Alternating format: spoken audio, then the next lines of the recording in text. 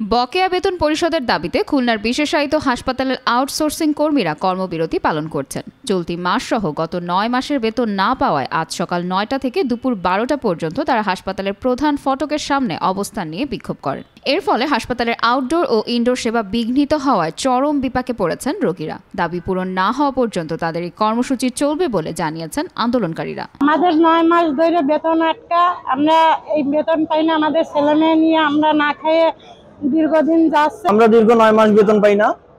আমরা ৯ মাস যাবৎ পরিচালক মহোদয়, আমাদের উপরে যত কর্মকর্তা আছে সবাইকে জানানোর পরেও আমাদের কোনো বেতনের সুরাহা হয় নাই।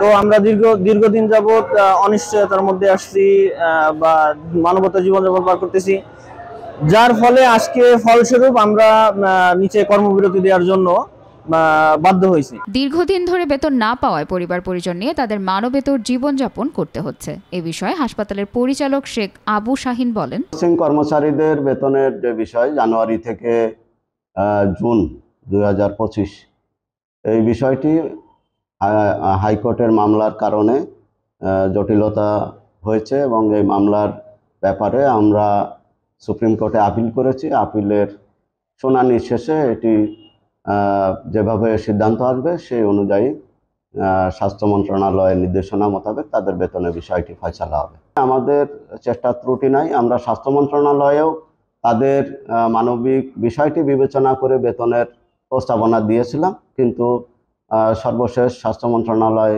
চিঠির মাধ্যমে আমাদেরকে জানিয়েছে ওই মামলার নিষ্পত্তি না হওয়া পর্যন্ত জানুয়ারি থেকে জুন পর্যন্ত এই 6 মাসের বেতনের ব্যাপারে সিদ্ধান্ত দেওয়া সম্ভব হচ্ছে না।